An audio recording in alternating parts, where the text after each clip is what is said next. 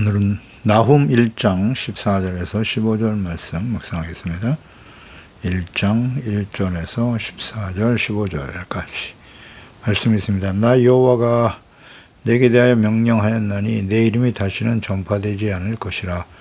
내가 내 신들의 집에서 새긴 우상과 부은 우상을 멸절하며 내 무덤을 준비하리니 이는 내가 쓸모없게 되었음이라. 볼지어다 아름다운 수식을 알리고 화평을 전하는 자의 발이 산 위에 있도다. 유다야, 내 절기를 지키고 내 소원을 갚을지어다. 악인이 진멸되었으니 그가 다시는 내 가운데로 통행하지 아니하리로다 하시니라. 아멘. 구원이 되시는 하나님의 은혜를 기억하라. 당시 유다, 므낫세와 아몬, 요시야 왕으로 이어지는 그런 시기였어요. 이스라엘의 멸망을 보았으면서도 히스기야의 아들 므낫세는 북이스라엘의 길, 우상숭배의 죄악에 깊이 빠져 있었습니다. 가시덤불이 밭이나 직물에 퍼져 있으면 회복이 불가능하죠. 그래서 결국 불태워버리는 방법밖에 없는 상황. 그러니까 북이스라엘, 당시 유다도 심판을 피할 수 없는 상태가 되었다는 것이고요. 술 취한 자와 같이 취한 상태가 되었다. 그러니까 죄악에 깊이 취해서 아무리 깨워도 일어날 수 없는 상태가 되어버렸다는 것입니다. 아무리 경고의 말씀을 전하지만 듣고 지킬 수 없는 상태. 하나님께서 말씀하신 대로 하나님과 유다를 능멸하고 모욕하고 무시한 교만한 산헤립, 아수르 예언하신 대로 멸망을 당하게 됩니다.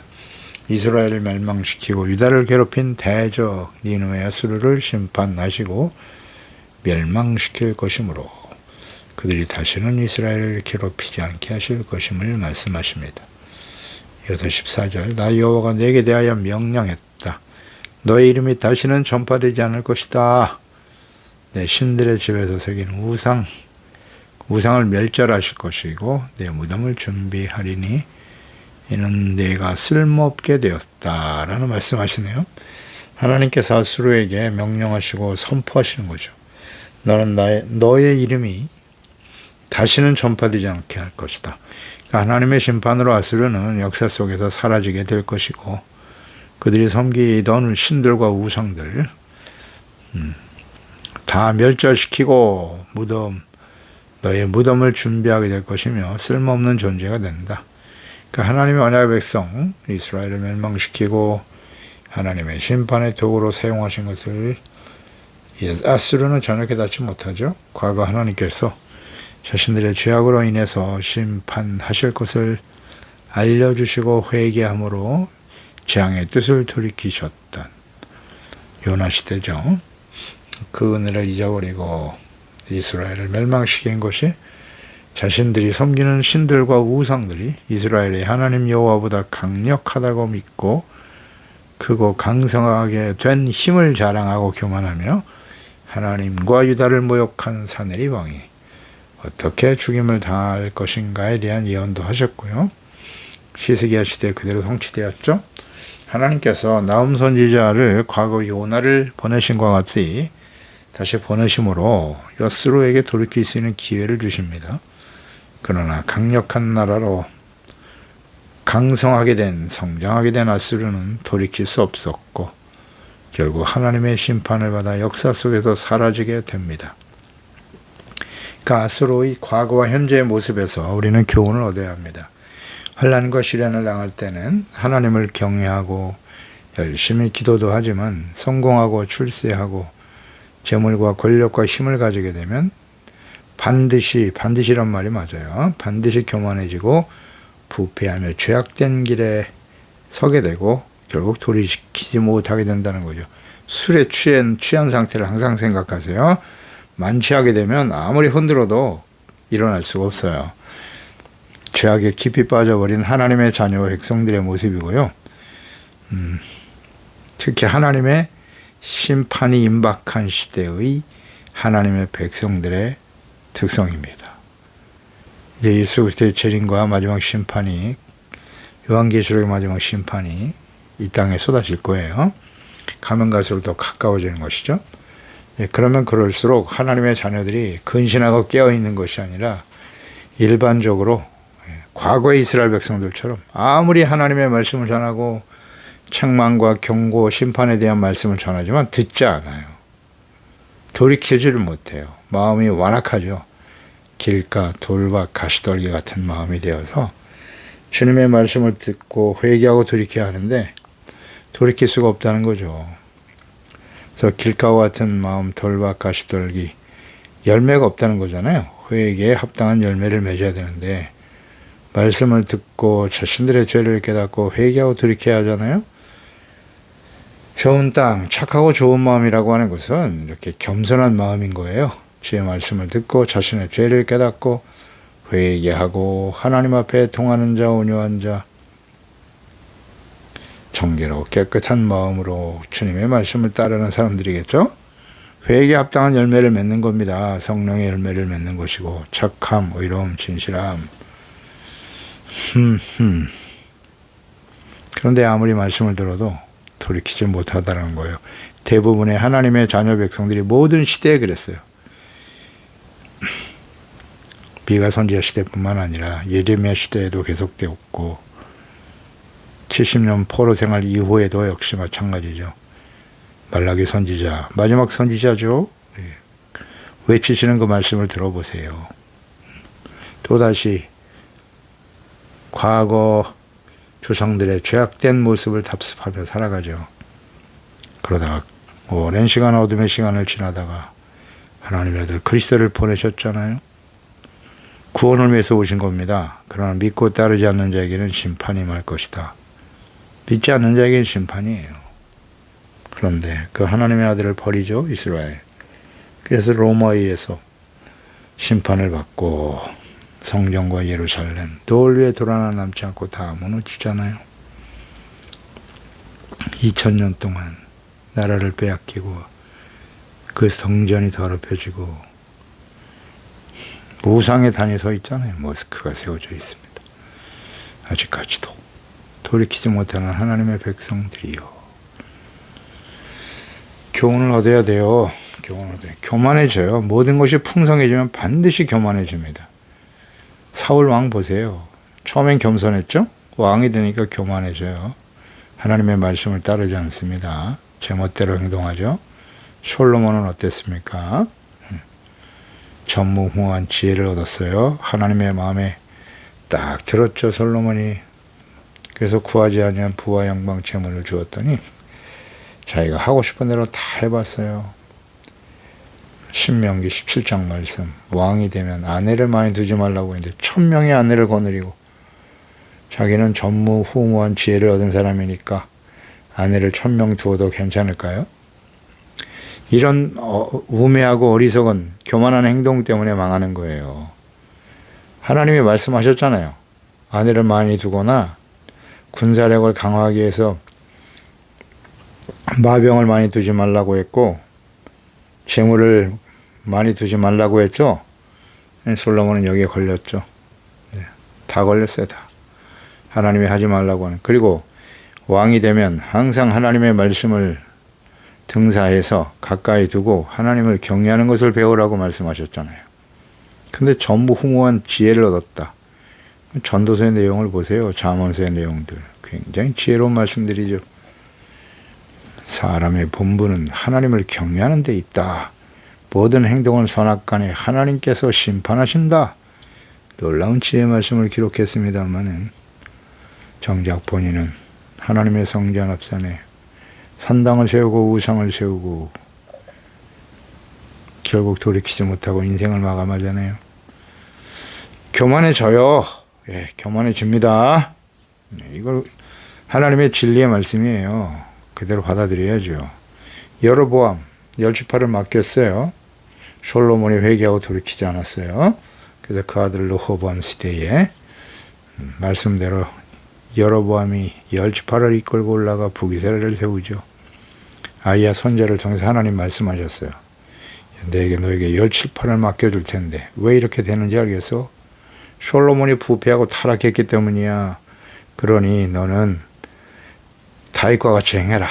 그러면 너의 나라를 내가 견고하게 지켜주겠다고 약속하셨습니다만은 여러보암은 북이스라엘의 왕이 된 이후에 생각이 달라지죠. 교만해져요. 금송아지 우상을 세우고 그것이 하나님이라고, 우리를 애굽에서 인도한 신이라고 제멋대로 제사장을 세우고 말입니다. 교만해져요. 반드시 권력을 얻고 힘을 얻고 부를 얻게 되면 교만해진다. 교만해진다. 역사를 보세요. 역사를. 그 이후에도 세속적인 권력과 정치와 야판, 카톨릭, 그들의 부패와 멸망을 우리는 잘 보죠. 유럽과 미국을 보세요. 한국교회 역시 마찬가지죠. 과거와 현재를 생각해 보세요. 정치, 경제, 군사적으로 강성한 후에 부패와 몰라의 길을 가게 되는 거예요. 이것은 모든 시대의 하나님의 자녀들의 그대로 적용되는 진리입니다. 교만, 담심, 다 우상 숭배의 본질들이에요. 마태복음 6장 24절에 한 사람이 두 주인을 섬기지 못할다. 혹 이를 미워하고 저를 사랑하거나 혹 이를 중히 여기고 저를 경히 여김이라. 하나님과 재물을 겸하여 섬기지 못한다.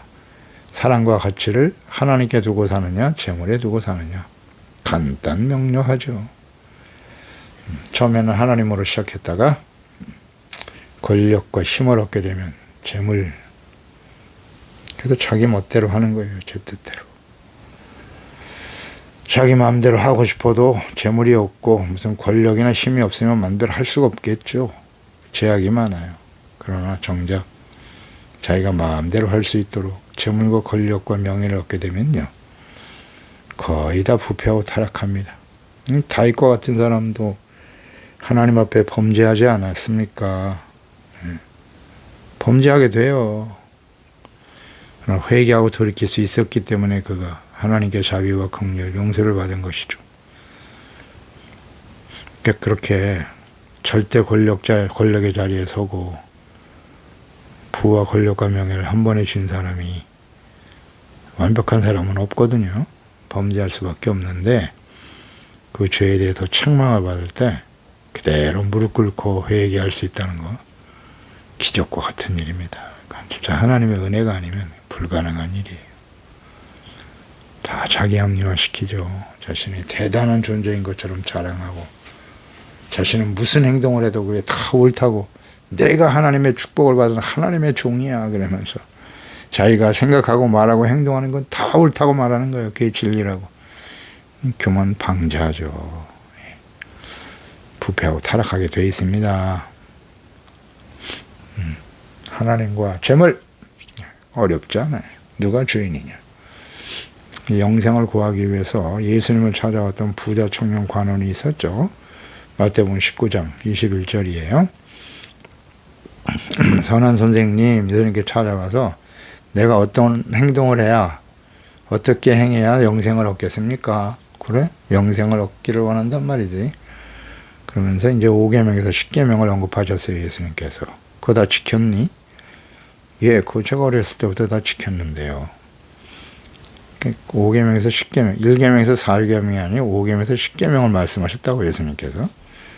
이것은 이제 1계명, 4계명 하나님 사랑, 5계명에서 10계명 이웃사랑인데요. 왜 이웃사랑의 계명을 물으셨는고? 이웃사랑의 계명을 실천하는 것이 곧 하나님을 사랑하는 것이에요. 아주 분명하죠? 하나님은 사랑하는데 이웃을 사랑하지 않아요? 부모를 공경하지 않거나 이웃을 사랑하지 않아서 도적질, 간음을 행하고 거짓 증거, 남의 것을 탐내고 그러면서 하나님을 사랑한다는 건 거짓이죠. 일치할 수가 없는 거예요. 그래서 5계명, 10계명을 물으셨고 어렸을 때 다 지켰대요. 아 그래? 그런데 내가 그 청년에게 뭐라고 말했냐면, 내가 온전하고자 할진데 완전하다고 하니까 내 소유를 팔아서 가난한 자들에게 주어라. 그러면 하늘에서 보화가 내게 있으리라. 그리고 와서 나를 따르라. 이렇게 말씀하시네요. 소유를 팔아. 부자거든요. 근데 이 말을 들은 청년이 재물이 많음으로 부자였어요. 이 말씀을 듣고 근심하며 가니라. 근심하며 떠났어요. 재물을 버릴 수가 있나. 영생을 사모하는 마음이 있었는데 재물을 다 나눠주고 예수님을 따르라고 했어요. 그럴 때 하늘에서 보화가 있을 것이다. 그게 이제 영생인데, 이걸 고민할 이유도 없는 건데 사실은 말로만 영생이지, 재물을 더 가치 있게 삶의 목적으로 삼고 살았던 사람이죠. 이런 사람들이 오늘날도 많을까요? 안 그럴까요? 상당히 많겠죠. 네, 상당히 많을 거예요. 하나님이냐 재물이냐, 항상 순간마다 또 인생 마감하고 하나님 앞에 설 때 정리돼야 될 부분이에요. 평가 기준이죠. 그러면서 예수님이 그런 말씀하시죠. 예수께서 제자들에게 이르시되 내가 진실로 너에게 이르노니 부자는 천국에 들어가기가 어렵다. 다시 너에게 말하노니 낙타가 바늘 끼로 들어가는 것이 부자가 하나님의 나라에 들어가는 것보다 쉽다. 이런 말씀하시죠. 부자가 천국에 들어가기가 어렵다. 거의 불가능하다고 말씀하신 거예요. 낙타가 어떻게 바늘귀로 들어갑니까? 근데 그보다 더 어렵대요. 부자가 천국 가기가. 불가능하다. 이 소리를 듣고 제자들이 깜짝 놀랐죠. 충격받았어요. 자기들도 사실 예수님을 따르는 목적이 예수님 왕이 되시면 높은 자리에 올라와서 권력의 중심에 서서 부와 권력과 명예를 누리고자 하는 기대가 있었거든요. 그런데 부자가 되면 천국에 못 들어간다고 하니까 굉장히 충격받았어요. 예수님, 그러면 베드로가 그러잖아요. 누가 어떤 사람이 구원을 받겠습니까? 재물 돈 싫어하는 사람이 어디 있어요? 그때 이제 예수님께서 사람은 알 수 없으나 하나님께서는 알 수 있다. 하나님이 택한 사람, 성령을 보내 거듭나게 하신 사람은 할 수 있다는 얘기죠. 하나님이 구원받는 것은 우리가 죄를 깨닫고 회개하고 구원받아 예수 그리스도를 우리의 주로 섬기며 살아가는 것, 이건 하나님의 절대적인 주권이고 하나님의 은혜로 되어진다는 거예요. 그러니까 오직 하나님 앞에 겸손해질 수 있어야 된다는 거죠. 겸손해야 한다. 겸손이란 자신의 죄를 깨닫고 회개하고 돌이키는 것이고 삶의 가치가 바뀌는 거예요. 겸손. 내가 주인이었잖아요. 다. 내가 가지고 있는 지식, 경험, 자신의 만족과 유익을 위해서 자신이 항상 중심이 되었잖아요. 그런데 예수 그리스도를 주로 영접하는 순간 삶의 목적이 내가 아니라 예수 그리스도. 삶의 가치와 기준이 예수님으로 바뀌는 거죠. 그런 게 거듭남이고 그런 것이 겸손이죠. 그러니까 진실한 회개가 일어나야 되는 거예요. 회개라는 것은 자기중심적인 생각을 다 버리고 하나님의 절대적인 은혜 앞에 겸손히 감사하며 주님을 따르는 것이 되어야 합니다. 그것이 하나님 앞에 은혜받은 구원받은 하나님의 자녀들의 마땅한 모습이죠. 그러니까 회개라고 하는 것은 가치 우선순위가 바뀌는 거예요. 삶의 목적이 바뀌는 것이 진정한 회개입니다. 근데 가진 것이 많은 사람은 겸손하기가 어렵죠. 다 대부분 교만합니다. 그래서 징계와 시련을 통해서 겸손하게 하시는 것이죠. 성령께서 우리 가운데 역사하시고 우리를 새롭게 거듭나게 하실 때 겸손해지는 거예요. 하나님을 알게 되고 그리스도를 진심으로 인격적으로 만나면 그 앞에서 드러난 자신의 모습, 죄악된 모습을 깨닫고 돌이키는 것, 그게 겸손이죠. 당시 강대국으로서 결코 멸망하지 않을 것 같았던 아수르에 대해서 하나님께서 심판하심으로 그 이름이 다시는 전파될 일이 없을 것이다. 또 그들이 자랑스럽게 여기며 믿고 의지했던 모든 신들, 우상들 다 하나님이 멸하실 것이다 라고 말씀하셨고요. 그대로 역사 속에 성취되었다는 것, 이것을 우리가 교훈을 얻어야 돼요. 이 말씀을 통해서요. 그래서 우리는 아수르와 같이 부와 재물, 권력, 군사, 정치적으로, 경제적으로 강성한 나라가 되게 해주시옵소서. 이것을 우리의 삶의 목적으로 삼으면 안 되는 거예요. 하나님의 자녀와 백성들은. 디모데전서 6장 9절 이하잖아요. 부하려 하는 자들은 시험과 올무가 여러 가지 어리석고 해로운 욕심으로 떨어지게 된다고. 그 사람으로 파멸과 멸망에 빠지게 되는 거야. 돈을 사랑하며 일만하게 뿌리가 되나니 이것을 탐내는 자들은 미혹을 받아 믿음에서 떠나 많은 근심으로 자기를 찌르게 된다. 아멘입니다. 부하려고 하는 자들은 이런 시험에 떨어지게 돼요. 그래서 부자가 천국에 못 들어가는 겁니다. 진정한 부자는 땅에 쌓아두지 말라고 했죠. 너희의 보물을 썩어질 땅에 쌓아두지 말고 하늘에 쌓아두라고. 하늘에 쌓아두는 게 무슨 뜻일까요? 모르면 안 되죠. 하늘에 쌓는다고 하는 것은 삶의 가치와 목적, 이 땅에 두지 말고 하나님께 두고 살아가라는 뜻이고요. 재물보다는 하나님이 우리의 삶의 주인이 되어, 재물은 하나님 내 것이 아니라는 거잖아요. 하나님이 맡겨주신 것이니 하나님의 뜻에 따라 사용하면 되는 거예요. 청지기로서. 그게 하늘에 쌓아두는 겁니다. 그래서 하나님의 나라와 복음이 전파되고 증거되는 일을 위하여 헌신하고 재물이 사용돼야죠. 그리고 또 하나는 어려운 이웃들이 있죠. 나눠주라고 우리에게 맡기시는 겁니다. 어려운 이웃들과 함께 나누는 삶이 되어야 할 것이다 라는 말씀입니다. 그대로 우리가 실천하면 되겠죠.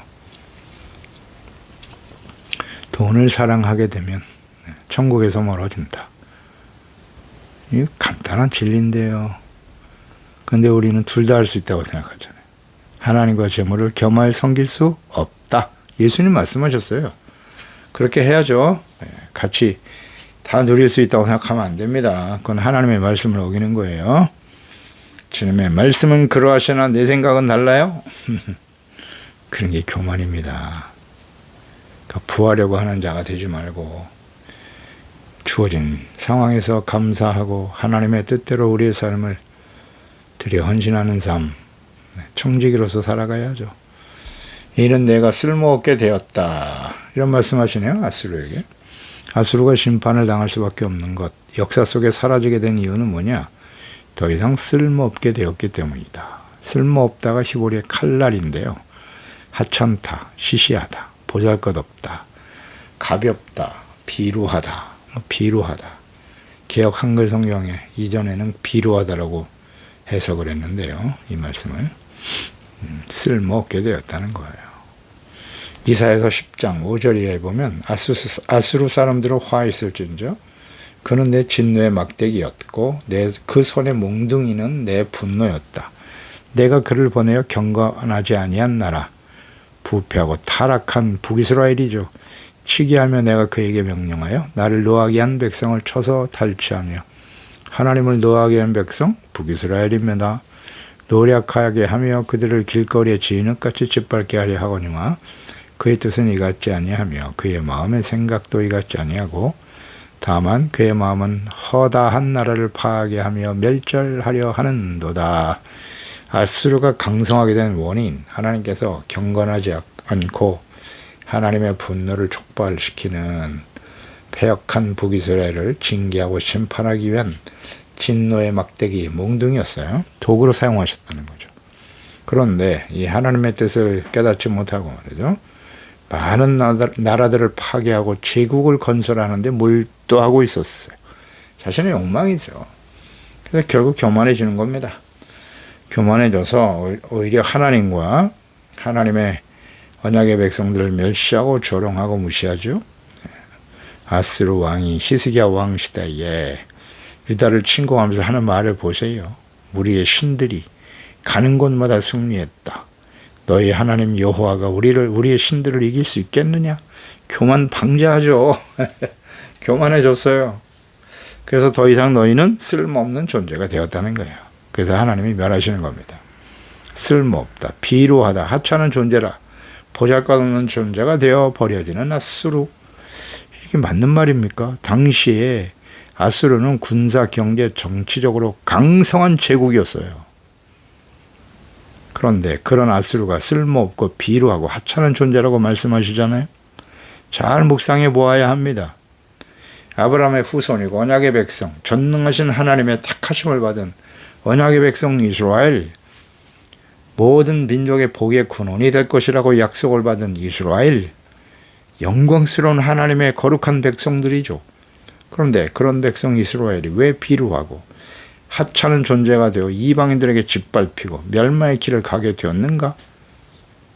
잘 생각해야죠. 왜 그렇게 됐어요? 영광스러운 하나님의 백성들이 말이죠.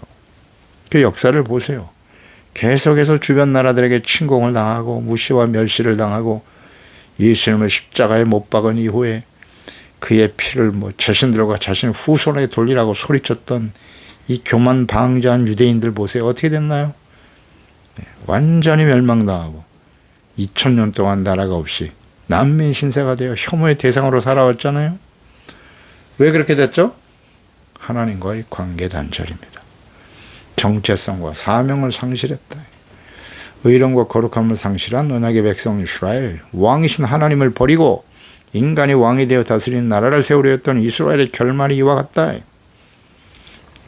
예수님 당시에 하나님께서 보내신 그리스도를 정치, 경제, 군사적으로 강성한 나라를 만들어줄 우리의 그리스도의 왕이 될 것을 기대하며 따랐던 예수님의 제자들 역시 그랬고 당시의 유대인들 마찬가지예요. 이 폐역무도한 대제사장과 서양과 권력자들에게 거짓 목자들이죠. 십자가에 힘없이 못 박혀 죽으시는 예수님을 왕과 그리스도로 인정하지 않았고 유대인들도 지금까지도 예수님을 하나님의 아들과 그리스도로 인정하지 않고 있습니다. 오늘날 예수 그리스도를 믿고 구원받은 하나님의 자녀들은 어떻습니까? 세속적인 부와 권력, 힘을 얻는 것이 축복이고 하나님의 나라를 세우는 일이라고 여기면서 예수님을 세속적인 나라의 왕이 되어줄 것을 기대하며 따르는 목사들과 분별력 없는 교인들, 하나님의 자녀답게 빛과 소금으로 의롭고 거룩한 하나님의 자녀답게 살아가는 자라는 무관심하고 오직 하나님과 예수님을 자신의 세속적인 욕망과 소원을 채워주시는 분으로만 여기며 믿으려고 하는 우상숭배자들이 얼마나 많은가요? 나는 그런 사람이 아닙니까? 하나님께서는 이런 교회와 교인들을 쓸모없고 비루하고 비천한 자라고 말씀하십니다. 그 결말은 하나님의 심판으로 나타나게 될 것이라고 말씀하십니다. 15절에 아름다운 소식, 화평을 전하는 자의 발이 산 위에 있도다. 유다의 구원의 기쁜 소식. 아수르는 멸망할 것이지만 하나님의 언약의 백성 유다는 징계와 심판을 거친 이후에 다시 회복될 것이다. 이사야서 52장 7절에 좋은 소식을 전하며 평화를 공포하며 복된 소식을 가져오며 구원을 공포하며 시온을 향하여 이르기를 내 하나님이 통치하신다 하는 자의 산을 넘는 발이 어찌 그리 아름다운가. 이사야서 61장 1절에도 여호와의 영이 임하셨다. 여호와께서 내 기름을 부으사 가난한 자에게 아름다운 소식을 전하게 하셨고 나를 보내사 마음이 상한 자를 고치고 포로된 자에게 자유를 갇힌 자에게 노임을 선포한다. 예수님께서 나사렛 회당에서 바로 이사야서의 이 말씀을 읽어주시면서 자신이 바로 이 말씀의 성취로 오신 분이다. 이 땅에 오신 이와 목적에 대해서 누가복음 4장 15절 이하에 말씀하고 있죠. 여러 회당에서 가르치시고 윗사람의 칭송을 받으시더라. 예수께서 자라나신 곳 나사렛에 이르러 음식일에 늘 하시던 대로 회당에 들어가서 성경을 읽으시려고 서심해 선지자 이사야의 글을 드리거늘 책을 펴서 이렇게 기록된 데를 찾으시니 곧 하나님이 이 말씀을 그대로 예수께서 찾으신 거죠. 그래서 이사야 61장 말씀을 읽으시면서 주의 성령이 내게 임하셨으니 가난한 자에게 복음을 전하게 하시려고 내게 기름을 부으시고 나를 보내사 포로된 자에게 자유를 눈먼 자에게 다시 보게 함을 전파하며 눌린 자를 자유롭게 하고 주의 은혜를 전파하게 하려 하심이라 하였더라. 이 말씀이 자신에게 예수님을 통해 보내주심으로 이루어졌다는 거죠. 하나님께서 교만하고 패역하고 악한 아수르를 그가 이제 이스라엘 그들을 징계하시고 연단하시는 막대한 몽둥이로 사용하셨고 교만한 아수르는 결국 멸망당하고 사라질 것이지만 유다는 다시 회복시킬 것이다. 궁극적으로는 예수 그리스도를 보내주심으로써 구원을 온전히 이룰 것을 예언하신 말씀이죠. 그대로 성취되었죠. 그래서 회복과 구원을 받은 유다가 해야 할 일은 뭐냐? 유다야, 내 절기를 지켜라. 소원을 갚아라. 악인이 진멸되었으니 다시는 내 가운데로 통행하지 못할 거야. 이제 하나님께서 유다를 다시 회복시켜 주셨단 말이죠. 그러면 이 회복된 유다가 해야 할 일은 뭐냐? 하나님의 은혜를 기억하고 절기를 지켜라. 소원을 갚아라 그랬어요. 절기를 지키라는 것은 하나님께서 율법에 기록하신 절기가 있어요. 1년에 3번 크게 지켜야 될 절기가 유월절, 오순절, 초막절이에요. 이것은 하나님이 이스라엘 애굽에서 구원하신 그날을 기억하라. 예수 그리스도의 피로 새 언약으로 이루신 유월절, 구원의 은혜를 잊지 말라는 거죠. 오순절, 맥추절, 하나님께서 주신 열매, 초막절 역시 마찬가지요. 광야에서의 삶을 기억하게 하시면서 사람이 떡으로만 사는 게 아니야 하나님의 말씀으로 사는 것임을 잊지 말라. 은혜를 기억하라는 거예요. 구원의 은혜를. 그리고는 매일 아침 저녁으로 상번제를 드리게 돼 있어요. 안식일 마찬가지 월삭, 달의 첫날은 월삭입니다. 온전히 지키라는 말씀하셨죠. 이때 모두 제사를 드리는 거예요. 그래서 은혜에 감사하고 드리는 제사이고, 이 은혜란 무엇입니까? 속죄의 은혜죠. 제사를 통해서 죄를 깨닫고 회개하고 용서받고 의롭다함을 얻어 거룩한 하나님의 백성으로 살아가는 거예요. 이 절기를 지켜라. 은혜와 감사를 회복하라는 뜻이에요. 소원을 갚아라. 고난과 시련을 당할 때 하나님이 회복시켜 주시면 이제 하나님을 경외하는 바르게 주님을 섬기는 자들이 되겠습니다. 이런 소원을 하지 않는 사람은 아무도 없어요. 하나님의 자녀는 다 이런 소원을 하는 거예요. 우리에게 적용해 본다면 죄와 사망에서 구원하시고 징계와 시련과 환난을 통해 연단하시고 회복시켜 주시는 은혜를 기억하고 경건의 삶에 힘써야 하는 거예요. 소원한 일, 거룩하고 온전한 하나님의 자녀답게 그리스도인답게 살아갈 것을 소원한 대로 반드시 실천해가는 저희들이 되어야 할 것입니다. 기도하겠습니다. 하나님 아버지 감사합니다. 오늘도 주의 말씀을 통해서 하나님께서 우리의 구원이 되시고 예수 그리스도를 보내사 영원한 생명과 영광스러운 하나님의 자녀가 되게 하신 것 감사합니다. 구원의 은혜를 잊지 않게 도와주세요. 이제 하나님 이 약하고 폐역한 세대를 살고 있습니다. 하나님과 재물 결코 두 주인을 섬길 수 없습니다. 오직 하나님만을 사랑하고 또 하나님의 나라와 뜻을 이루는 일에 가치를 두고 삶의 목적으로 삼고 하나님의 구원의 은혜를 잊지 않고 감사하며 온전한 기도와 예배와 경건의 삶을 통해서 주의 영광을 나타내며 승리한 우리 모두가 되게 해주세요. 예수님의 이름으로 기도드리옵나이다. 아멘.